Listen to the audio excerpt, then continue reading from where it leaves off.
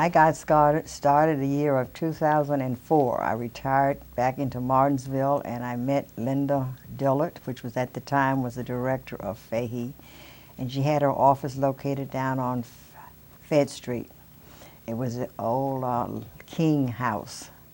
And then when they moved from, I worked there, we volunteered rather, and then she was working on different jobs to make extra money to put stuff back into the museum. Then they moved into the old King building, and when they moved out of there, then they moved into here.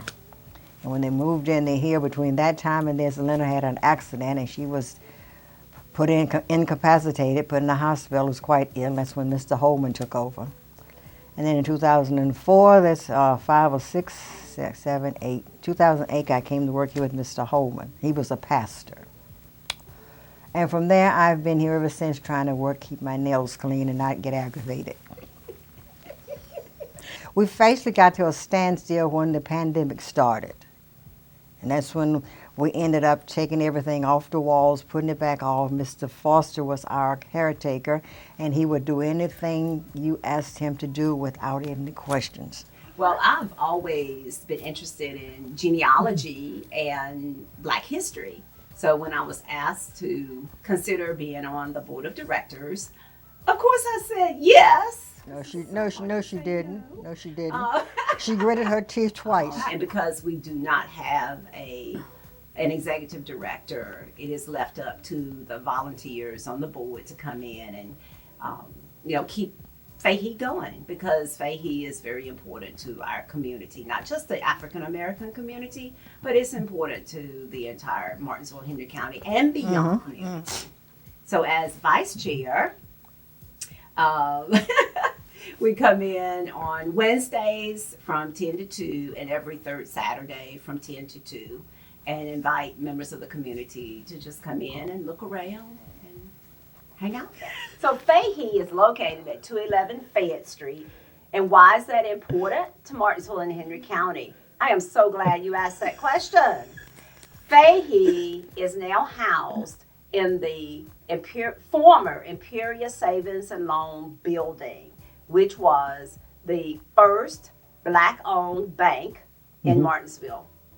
It was started by William Cody Spencer at that time.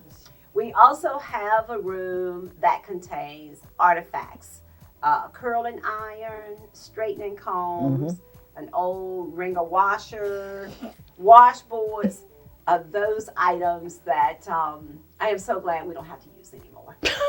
So presently, Ms. Law and I are sitting on benches from Paradise. So this is a small piece of Paradise that's located toward west end of Fayette Street. And I heard, I don't know personally, that Paradise had the best hot dogs in town. It did. Artists were there for the hot dogs. And a cold bottle of Miller. And we all hung out at Paradise, and I was the youngest thing there. And fine, I couldn't order a darn thing, but they would order for me, and we would sit there and enjoy ourselves. My experience started with FAHI once I returned home, because I left here at a very young age with 4 children and went north to raise my kids. And when I came back and then I got involved with Linda and the museum, it was history that I knew but didn't understand.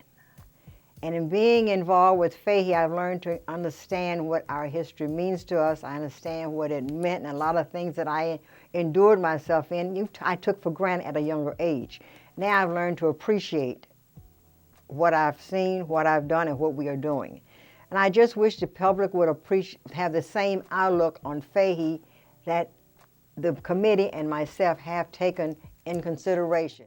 So the Fayette Area Historical Initiative is an initiative that helps us preserve and maintain African American culture and history of the businesses on Fayette Street.